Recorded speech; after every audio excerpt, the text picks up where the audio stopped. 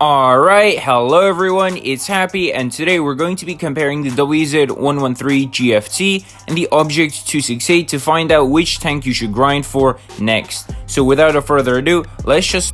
Firstly, we're going to be starting off with the armor profile, and here I would definitely say the 113 is very strong. We are looking at a 113 GFT from a medium perspective, and as you can see with AP, only the lower plates can be penned. The upper plate, even with gold, as you can see here, is very hard to pen, unless your penetration goes up in value in terms of, randomness. And here, as you can see, only 1 out of 4 penetrated the upper hull with gold. Furthermore, the tracks are also very strong and can hold a lot of shots here.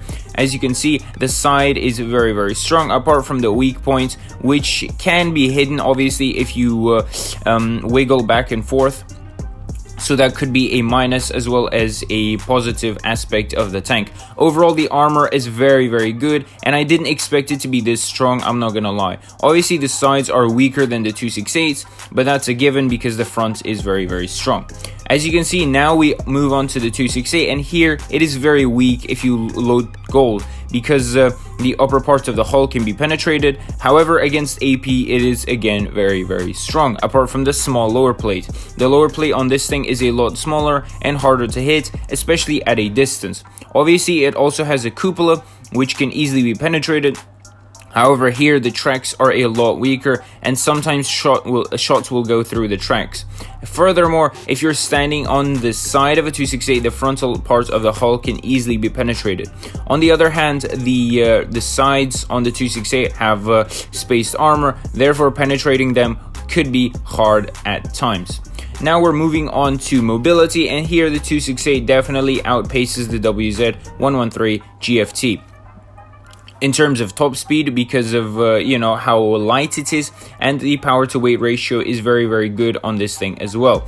So that's that. Furthermore, the camo rating on the 268 is better, while also having a very similar traverse speed. As you can see, the 268 here literally runs ahead of the 113, which is a lot more sluggish, and this could be a big problem, especially in random battles, especially if you have some damage left over, which you need to get at the very end of the game, or if you need to swap positions very quickly. The 268 is a lot more versatile in that aspect, and I would definitely say the 268 is better in terms of mobility. So it's a 1-1 at the moment. The 268 has mobility and the 113 has armor. Now, if we're going to look at the gun, here the 268 again wins. Why? Because of just the better gun handling. If you look at the dispersion, the 268 is better, while the aim time is quite similar. Furthermore, the gun depression on the 268 is a lot better compared to the 113 GFT, which means that you can play off of ridges very well, while also the 268 plays very well hull down because of its very good angle. So if you're playing hull down on the 268, the angle, on the tank becomes almost impenetrable because of the weird angles on the tank. You guys know what I'm talking about. Overall, the 268's gun is a lot more comfortable in use, especially in ridgelines. So I would definitely say the gun here is better on the 268. Now we move on to the 1v1 with Capral from G Game. However, don't forget that the 113 GFT has 2 consumables. One that makes the tank super accurate, furthermore the other one that reduces the enemy's damage per shot for 20 or 30 seconds, I cannot remember at this point. However, you guys know exactly what consumable I'm talking about, and this boosts its aspects in random battles, just because of the fact that you can hit a lot more easily. Furthermore, you can take a lot more shots, which means that you can again dash out more damage, which means that you can be more useful in random battles. Now, this is what really astonished me. I didn't think about this factor when taking into account the 113 GFT. Now, when I played the 1 versus 1, I could easily understand why the 113 GFT was a lot stronger compared to the 268, at least in brawls. Why? Because, again, the consumables literally carry this tank. The fact that you can take more shots in a TD while also making your alpha count, as in due to the accuracy, is a big factor, at least for me. As you can see here, the 268 has to aim in a lot longer compared to the 113 GFT. Obviously here I'm against Capral, so basically what I'm gonna do now is going to fall because he's gonna reload a lot faster than me. Now this is where the weird stuff happens, and he obviously misses, and I'm aiming and I miss as well, and you know, I'm just there like, what am I doing with my life?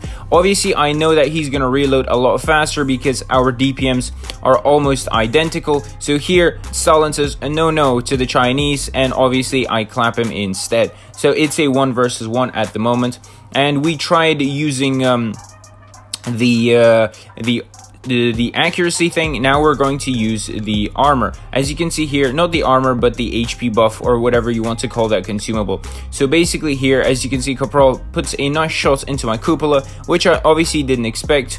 The Mao Zedong says you go ahead, and Stalin says no to me. If you guys know what I'm talking about, people who did history, please tell me you understand. Obviously here, now he puts on the HP buff, and boom, I'm finished for. Obviously my alpha also flies in super low, but now he's a 2-shot while I'm a 1-shot, and he can pretty much finish me very easily. So I think this 1v1 highlighted the advantages and disadvantages of both tanks. Let's run over again. Obviously the gun is better on the 268, camo is better on the 268, mobility is better. Overall the more versatile tank is the 268, while the brawler and the more one position tank is the 113 in my opinion. It can be very accurate if you use the consumable. Furthermore, it can take a lot more shots, which means that you can dash out more damage. So in a game where a lot of tanks are in one place, the 113 would definitely be the better tank.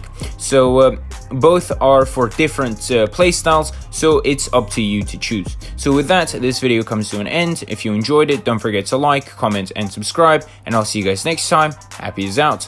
Bye bye.